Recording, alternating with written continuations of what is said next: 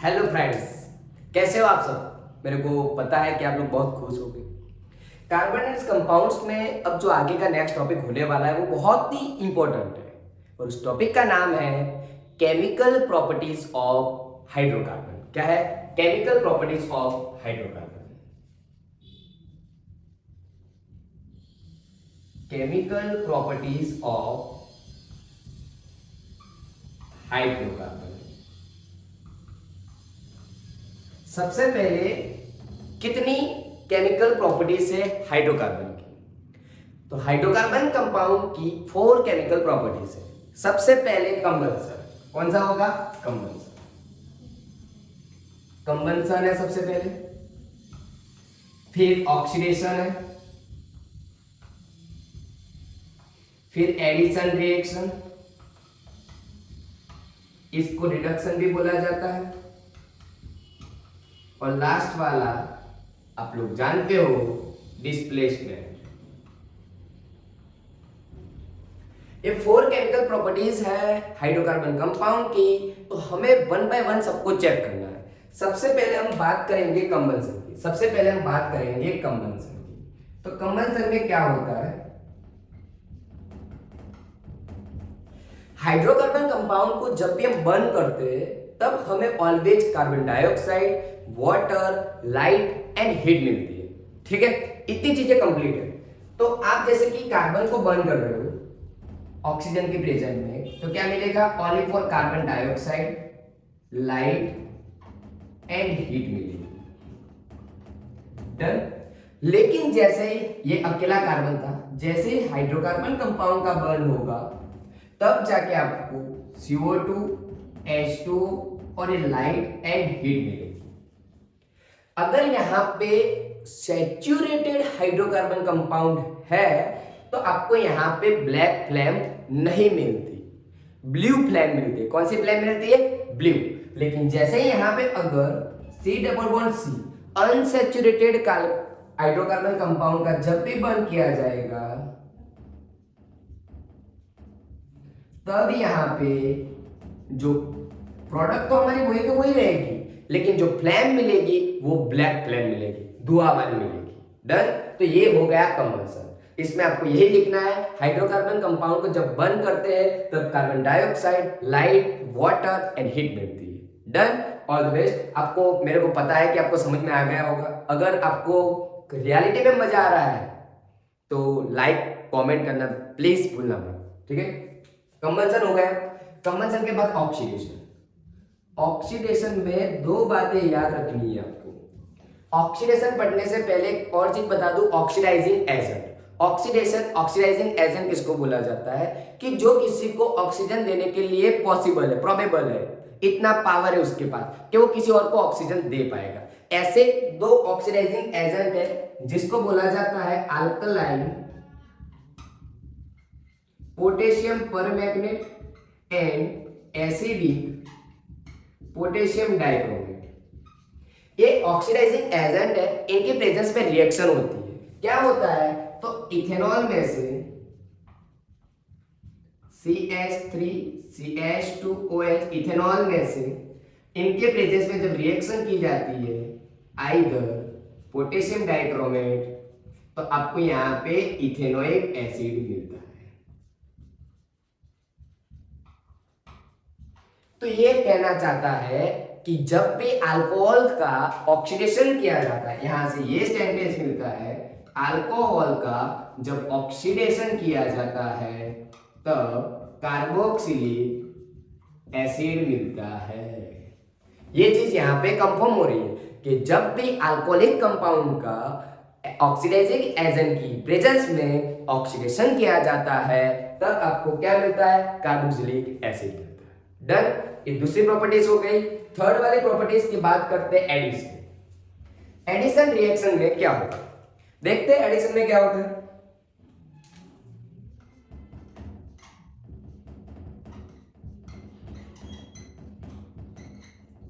Addition reaction में क्या होता है? जैसे कि आपका यहां पे अल्कीन है, क्या है? अल्कीन।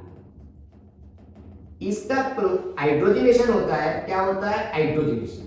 हाइड्रोजनेशन होता है लेकिन वो अपने आप नहीं होता है, किसी की प्रेजेंस में होता है कैटालिस्ट, उसको बोलते हैं कैटालिस्ट। अरे ये कैटालिस्ट क्या होगा, डरने की जरूरत नहीं। कैटालिस्ट ऐसी चीज है कि वो रिएक्शन में पार्टिसिपेट नहीं होता है, लेकिन रिएक्शन का जो रेट है उसको बढ़ाने का और कम करने का काम करते हैं, रेट को कंट्रोल करने का काम करते हैं, ठीक है। इसलिए इसकी कैटालिस्ट की प्रेजेंस में किए जाते हैं। 3 कैटालिस्ट यूज होते हैं, nickel, either ion, either PB lead का यूज किया जाता है, पैलेडियम का यूज, पीडी का यूज किया जाता है। इसकी प्रेजेंस में जब रिएक्शन होगी तब वो अल्केन मिल जाएगा। क्या बन जाएगा, अल्केन। इथीन में से इथेन मिला, ठीक है।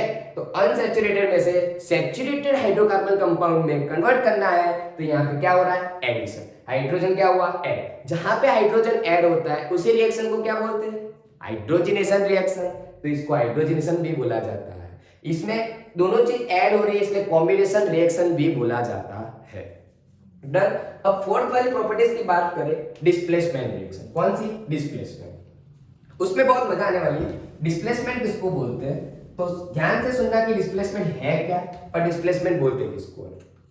डिस्प्लेसमेंट रिएक्शन आप लोग फर्स्ट चैप्टर में शायद पढ़ के आए।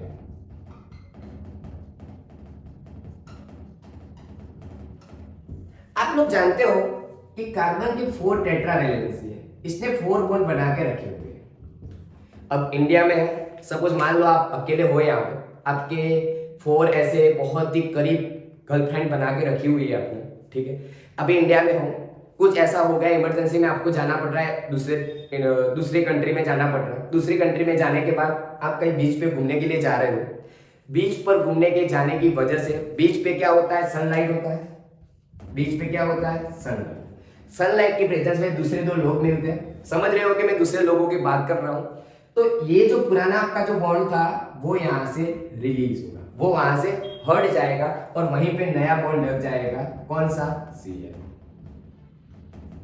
तो शॉर्ट में दिखा दूं कि ये हाइड्रोजन का डिस्प्लेसमेंट क्लोरीन से हुआ है। हाइड्रोजन का डिस्प्लेसमेंट किससे हुआ है, क्लोरीन से। तो इसको बेटा बोलते हैं डिस्प्लेसमेंट रिएक्शन। इसको क्या बोलते हैं, डिस्प्लेसमेंट रिएक्शन। ये डिस्प्लेसमेंट रिएक्शन हो गई है। मैं बार बार क्लोरीनेशन कर सकता हूं सनलाइट की प्रेजेंस में। जितनी बार क्लोरीनेशन करूंगा उतने हाइड्रोजन ऐड होते जाएंगे। मैक्सिमम मैं 4 टाइम क्लोरीनेशन कर पाऊंगा। तो ये सनलाइट की प्रेजेंस में होती है, ठीक है। आप लोगों को आई होप आप लोगों को समझ में आ गया होगा। एक बार वापस बात करता हूं, chemical properties of hydrocarbon compound की 4 प्रॉपर्टीज। सबसे पहले कंबशन, उसके बाद ऑक्सीडेशन, उसके बाद एडिशन रिएक्शन, उसके बाद डिस्प्लेसमेंट। कंबशन में हमने देखा किसी हाइड्रोकार्बन कंपाउंड का जब बर्न होता है तब हमें carbon dioxide, water and heat and light मिलती है। डन। उसके बाद देखा उसमें एक चीज याद रखने वाली थी कि जब भी सैचुरेटेड कंपाउंड को बर्न करते हैं तब ब्लू फ्लेम मिलती है, ठीक है, कलरलेस, जिसमें फ्लेम कलर वाली होती है। और जो अनसैचुरेटेड होते हैं उसमें ब्लैक फ्लेम मिलती है, धुआं वाली मिलती है, ठीक। उसके बाद एडिशन रिएक्शन, ऑक्सीडेशन रिएक्शन की बात की जाए उसमें 2 चीज याद रखनी है। Oxidising agent, oxidising agent alkaline potassium permanganate and acidic potassium dichromate है। अल्कोहल की उनकी प्रेजेंस में की जाए ऑक्सीडाइजिंग एजेंट की तो कार्बोक्सिलिक एसिड मिलता है। डन। समझ में आ गया। उसके एक छोटे से एग्जांपल, ऐसे लिखने से आपको ज्यादा से ज्यादा मार्क्स मिलते हैं। ये लिखने का तरीका, आपको सेंटेंस अपने आप बनाने के होते हैं। एडिशन रिएक्शन, एडिशन में क्या होता है, किसी चीज को ऐड करना। यहाँ पे हाइड्रोजन ऐड होता है। Do you know that which reaction to add hydrogen, it's called reduction reaction. जिस रिएक्शन में हाइड्रोजन को ऐड किया जाता है उसको रिडक्शन रिएक्शन बोला जाता है। डन। ओके। तो यहाँ पे सेम चीज हो रही, लेकिन यहाँ पे निकल, आयन और पीडी, पैलेडियम कैटालिस्ट की प्रेजेंस में रिएक्शन होती है, इसलिए उसको ये डबल बॉन्ड टूटेगा। अनसैचुरेटेड में से सैचुरेटेड हाइड्रोकार्बन मिलता है। और यहाँ पे डिस्प्लेसमेंट आप लोग जानते हो, आप यहाँ पे हो, दूसरे कंट्री में जाओगे, पुराने दोस्ती टूट जाएंगी, नए दोस्त बनेंगे, तो वो क्या हुआ, डिस्प्लेसमेंट हुआ। उसको बोलते हैं displacement reaction. Displacement reaction sunlight की प्रेजेंस में होती है। इतनी चीजों को ध्यान से याद रखने का, ठीक है। तो ये हो चुका है बहुत ही इंपॉर्टेंट टॉपिक। अगर आपको अच्छा लगा है तो लाइक, कमेंट, शेयर करना भूलना मत, ठीक है। अब हम आगे देखते हैं कि chemical properties of ethanol and chemical properties of acetic acid. तो सबसे पहले बात करेंगे chemical properties of ethanol. Chemical properties of ethanol,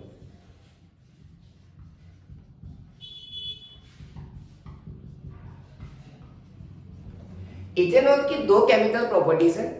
सबसे पहले जब भी वो मेटल के साथ रिएक्शन होता है, इथेनॉल इथेनॉल किसके साथ रिएक्ट होता है? मिथेनॉल के साथ। ठीक है, जैसे कि CH3CH2OH, इसका सोडियम मेटल के साथ रिएक्शन किया जाता है, तब क्या होगा? ये इस ऑक्सीजन के साथ जुड़ जाएगा। ऑक्सीजन ऑलवेज कहां पे जाता है? ऑक्सीजन के पास जाता है। सोडियम ऑलवेज ऑक्सीजन के पास ही भागता है, इसलिए वो यहां से जुड़ेगा और सोडियम इथॉक्साइड बनाएगा। क्या बनाएगा? सोडियम इथॉक्साइड, और हाइड्रोजन गैस रिलीज होगी। ठीक है, सबसे पहले इसको याद रखना कि जब भी इथेनॉल जब मेटल के साथ रिएक्ट होता है तब सोडियम इथॉक्साइड बनाएगा और हाइड्रोजन गैस को रिलीज करेगा। याद है आपको? मेटल के साथ रिएक्शन कुछ याद आ रही होगी, तो वहीं पे वही चीज हो रही थी, सेम चीज यहाँ पे हो रही है, उसको बोला जाता है सोडियम इथॉक्साइड।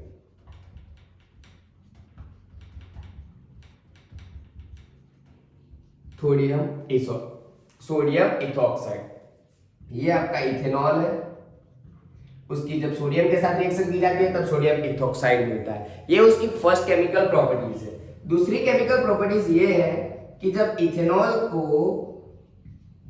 कंसंट्रेट H2SO4 के साथ 443 केल्विन टेम्परेचर पे जब रिएक्ट करवाया जाएगा, तब उसमें से वाटर मॉलिक्यूल रिलीज होता है और आपको अनसैचुरेटेड अल्कीन कंपाउंड मिलता है। क्या मिलता है? Unsaturated alkyne compound. इथेनॉल में से इथीन मिलता है। क्या मिलता है? इथीन। ये सैचुरेटेड था, ये अनसैचुरेटेड हो गया। तो केमिकल प्रॉपर्टीज खत्म। इथेनॉल बस इतना ही है। इस वीडियो को अगर आपने एक बार देख लिया ना, तो आपके बोर्ड के एग्जाम में पक्का 4 या 5 मार्क्स पक्के हो जाएंगे। ये मैं दावा के साथ बता सकता हूं कि इसका इंपॉर्टेंट कितना है। बहुत बहुत इंपॉर्टेंट है इसका।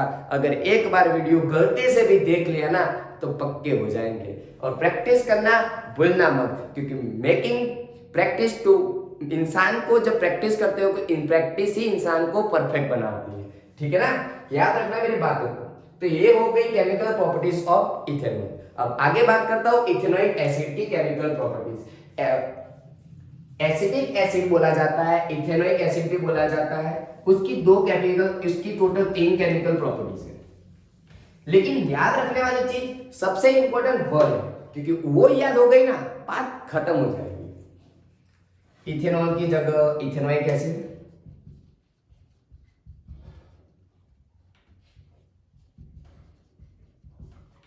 तो सबसे पहले एस्टरिफिकेशन रिएक्शन पढ़ेंगे हम।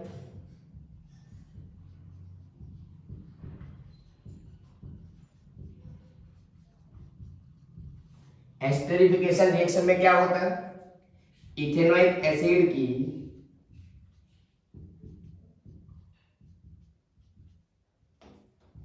इथेनॉल की प्रेजेंस में क्या होती है? रिएक्शन। इथेनॉल के साथ रिएक्शन होती है, मीडियम होता है एसिडिक। कौन से मीडियम में होती है? एसिडिक मीडियम में होती है। इथेनोइक एसिड की इथेनॉल के साथ एसिडिक मीडियम में जब भी रिएक्शन की जाती है, तब ये वाटर मॉलिक्यूल क्या होता है? रिलीज। ये वाटर मॉलिक्यूल रिलीज होता है और आपको इथाइल एसीटेट मिलता है, मींस एस्टर फंक्शनल ग्रुप मिलता है। क्या होगा? देखना, ये ऑक्सीजन था, ये कार्बन था, ये हाइड्रोजन हुआ और यहां पे 2 कार्बन जुड़ जाएंगे। ठीक है, इसको बोलेंगे इथाइल एसीटेट। क्या बोलेंगे? Ethyl acetate. इसको बोलेंगे ethyl acetate plus water release होगा। इसको ऐसे भी लिखा जा सकता है CH3COO CH2CH3 plus H2। Done. ऐसे भी उसको लिखा जा सकता है, इसको वापस लिख रहा हूं CH3COO CH2CH3। ये दोनों सिमिलर ही है। ऐसे भी स्ट्रक्चर के हिसाब से लिखा जाता है, ऐसे भी लिखा जा सकता है। अब इसी को अगर वापस, इसका मींस क्या होता है? लेफ्ट टू राइट जाना, राइट टू लेफ्ट वापस आना। तो अगर वापस आना है तो कैसे होता है? अगर इथाइल एसीटेट का बेसिक मीडियम में NaOH के साथ रिएक्ट करते हैं तब ये यहां से ब्रेक डाउन होता है, टूट जाता है। मैंने अभी बोला सोडियम कहा किसके पास जाता है, ऑक्सीजन के पास। किसके पास जाता है, ऑक्सीजन के पास। तो वो ऑक्सीजन के पास जाएगा, OH इधर जुड़ जाएगा तो आपको ऐसा मिलेगा C3COO Na CH3 CH2OH, आपका इथेनॉल वापस मिलेगा। इसी रिएक्शन को एस्टरिफिकेशन बोला जाता है क्योंकि यहाँ पे एस्टर मिल रहा है। इसको क्या बोलते हैं, एस्टर फंक्शनल ग्रुप बोलते हैं। इसको क्या बोलते हैं, एस्टर। एस्टर को ऐसे पहचाना जाता है, इसको बोलते हैं एस्टर। अगर हाइड्रोजन जुड़ जाए तो वो एसिड बन जाता है, अगर कार्बन जुड़ जाए तो वो एस्टर बनता है। ठीक है, डन। ये हो गया इथाइल एसीटेट था, इसको बोलते हैं सोडियम एसीटेट। इसको क्या बोलते हैं, सोडियम एसीटेट। इसी रिएक्शन को स्पॉन्टेनिफिकेशन रिएक्शन भी बोला जाता है। स्पॉन्टेनिफिकेशन रिएक्शन भी बोला जाता है। स्पॉन्टेनिफिकेशन रिएक्शन सॉफ्ट बनाने के लिए बहुत ही इंपॉर्टेंट है, तो इस चीज को ध्यान में रखना, कहीं ना कहीं आपको हेल्प होगी। ये हो गई उसकी फर्स्ट प्रॉपर्टी। दूसरी दो प्रॉपर्टीज तो वेरी इजी, आपको पता होगा। न्यूट्रलाइजेशन रिएक्शन, न्यूट्रलाइजेशन रिएक्शन में क्या होता है, जैसे कि एसिड की बेस के साथ रिएक्शन की जाती है, एसिड की एसिडिक एसिड की बेस के साथ रिएक्शन करता हूं तब क्या होगा, हमें सॉल्ट क्या मिलेगा, सॉल्ट एंड वाटर। एसिड का बेस के साथ सॉल्ट एंड वाटर, तो ये सोडियम इधर जुड़ जाएगा,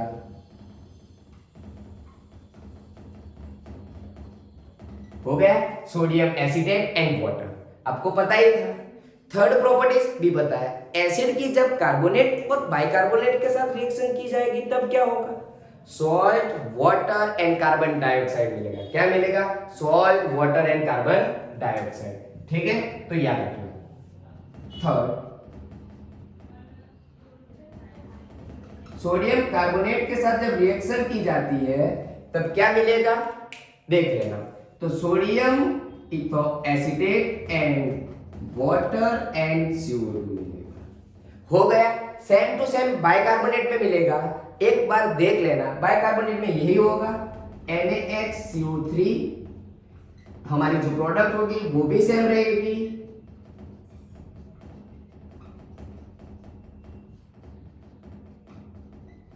अगर इतनी चीजों को एक बार देख लेना, एक बार लिखने से आपकी 4 to 5 मार्क्स 100% बोर्ड के एग्जाम में आने वाले हैं। तो इस वीडियो को अच्छा लगा है तो लाइक शेयर एंड सब्सक्राइब करना भूलना मत।